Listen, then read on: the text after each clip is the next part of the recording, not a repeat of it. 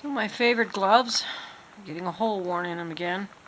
This is what happens if I do any snow shoveling or broom work with it. The stuff that would normally give you calluses destroys your gloves.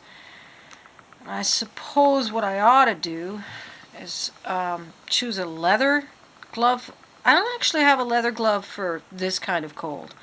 It would have to fit over top of this large a wool glove in order to actually keep my hands warm. Let me just weave that end in first, called weaving the ends in. And this is the ideal needle. I love this needle. It's a pretty new invention. You didn't used to have needles like this, but it allows you to work with a very short tail of yarn or thread and still weave it into the very bitter end of it. Because on a regular needle, your eye is at the end, so your yarn needs to be at least long enough to reach here and stick out. But in this case, it could be up at the front. See? Woven in.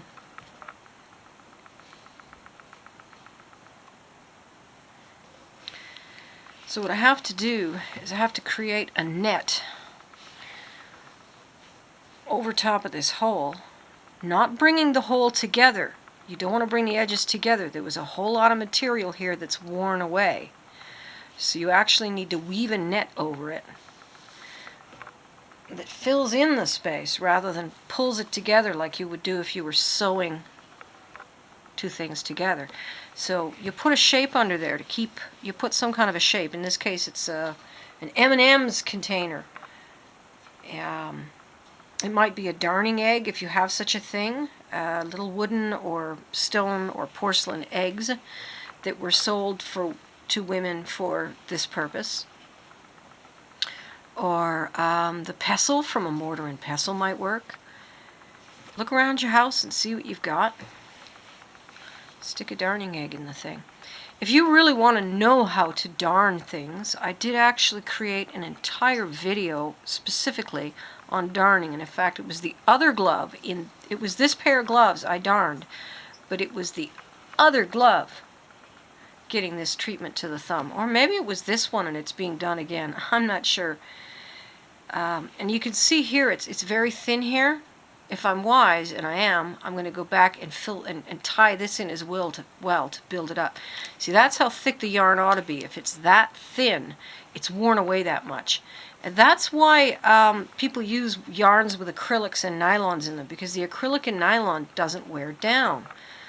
Now, if you use a yarn blend, say 10% wool for that fuzzy, warm feel and the rest in acrylic, within a very short time, maybe a year of use, you're going to have an acrylic. You're not going to have a wool, because the wool will wear away and leave you with just the acrylic.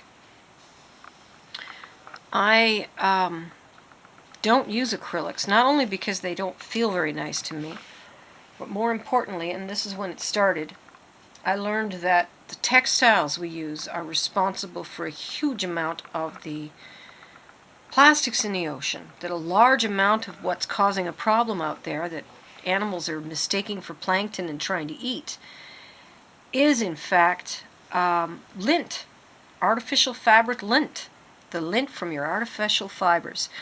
So if you're making stuff out of acrylic yarn, acrylic fabric and so forth, buying acrylic clothing, you are accidentally, unknowingly contributing to the plastic problem that is killing off so much of our marine life.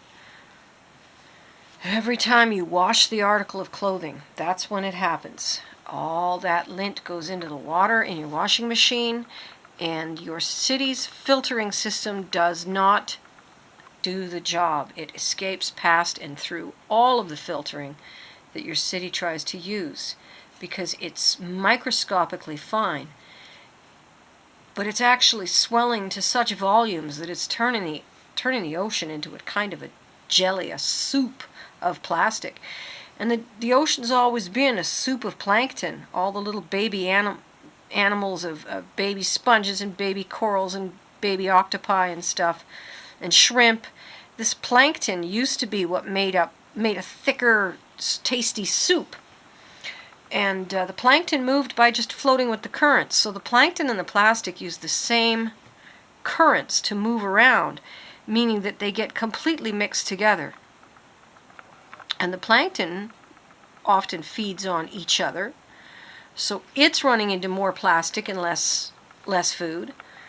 Animals that live on the plankton, like the whale shark, are ingesting more plastic and less food. And even if we don't consider the effect of all that plastic in their bellies, there still are issues with nutrition. They're eating empty calories, except no calories. They're eating empty food. They're taking up room in their nutritional diet for stuff that can't be digested, and they can't help it. They can't, say, develop a taste for water that doesn't have plastic in it. Their bodies can't go, okay, this water is tainted, we should be eating this other water, because it's going wherever the food is going. Seriously, going wherever the food is going. So I hope that you will, next time you're out buying clothing or yarn or fabric, you'll find a way to buy natural fibers: cotton, silk, bamboo, linen, hemp, wool of all kinds, leathers, furs. Buy the real thing. And if you can't afford it, go to the thrift store, and somebody who's foolish enough to buy the real thing but then discovered that it doesn't suit them and they didn't even bother to wear it, or they gained too much weight, has gone and put some very expensive clothing in at the thrift stores. It's amazing how nice some of that clothing is. You go to those thrift stores, and I find wool sweaters and leather coats and leather jackets and fur coats and silk shirts and scarves, and I find them all so cheap that $50 gets me a whole new wardrobe for the season. And if your local thrift store isn't very clean, that's what the laundry is for. I would suggest very strongly that before you wash your new natural fiber clothing, you get on the Google there and ask it how to wash that article of clothing. If you just throw silk into a washing machine, for instance, it'll start dissolving. Maybe. It can start to dissolve, wear holes and stuff, because silk becomes softer in water, and the hotter the water, the softer the silk. That's how they get it off the silkworm's cocoon. It's a little bit water dissolvable, so you need to wash it in such a way, like with a front loader washer, that the silk is not beat up or roughened up in the process. You want that silk to be treated gently and kept cold.